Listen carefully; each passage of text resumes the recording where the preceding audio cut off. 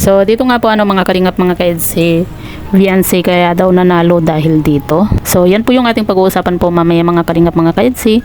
Pero bago po natin ipagpatuloy ang video ito sa mga bago pa lang po sa ating munting channel, huwag po natin kalimutang suportahan ng ama ng kalingap Kuya Bal Santos Matubang at Kalingap Rab. At paunawa panoorin po muna ang full video bago mag-comment para malaman ang nilalaman nito. So dito nga po mga kalingap mga ka-EDSI, grabe din po yung mga pangbabash dito nga po kay Viancy. Kumbaga lahat naman po sila nakatanggap po ng award, pero bakit kailangan pa po nilang i-bash nga po itong si Viancy nga po. At yun nga po mga kalingap mga ka-EDSI, marami nga po tayong nababasa nga po na talagang below the belt na po yung sinasabi dito kay Viancy. At may nabasa pa nga po tayo mga kalingap mga ka-EDSI na kaya daw po mananalo itong si Viancy dahil nga po sa hubadero daw po itong si Viancy. Grabe may masabi lang po yung mga hindi makatanggap na itong si Viancy yung star of the night. Kung ano-ano na lang po yung mga sinasabi po sa kanya, 'di ba? Paanong naging hubadero? Sige nga po. Kita naman po natin, 'di ba, yung suot po ni Viancy, napakasimple. At halos lahat po sila halos pareho ng damit. Iba-iba lang po yung kulay, 'di ba?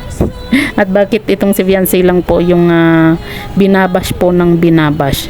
Meron pa nga pong nagsasabi na sabi nga po na pamangkin daw po kasi itong si Kalingap Edu kaya daw po nanalo itong si Viancy.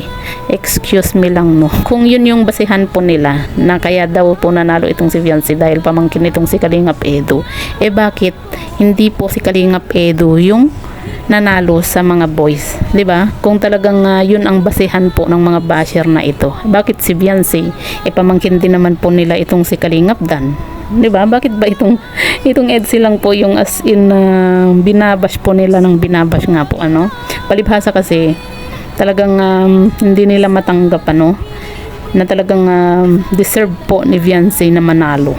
Kasi kitang-kita naman po, 'di ba? At saka ang judge naman po ay yung ALM ball.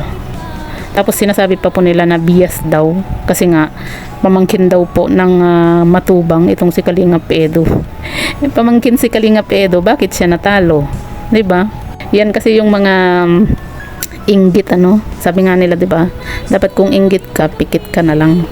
Hindi yung kung ano-ano na lang yung sasabihin dito kay Viancy. May masabi lang po sila kasi nga hindi po nila matanggap na si Viancy yung star of the night. Sa bagay mga kalingap mga ka-EDSI, kita naman po natin yung binabash po nila ng binabash, inaangat po ng inaangat. Mas lalo pong umaangat naman po yung kanilang ibinabash nga po. Kita nyo naman po, 'di ba, kung gaano kasikat na po ngayon itong EDSI. At mas binebless pa po sila samantalang yung nang babash walang magawa kundi magsalita lang ng hindi maganda. Samantalang ang EDSI mas lalo po silang binebless, 'di ba? Kitang-kita naman po, 'di ba, kung gaano kaganda po itong si Viancy sa Kalingap Ball.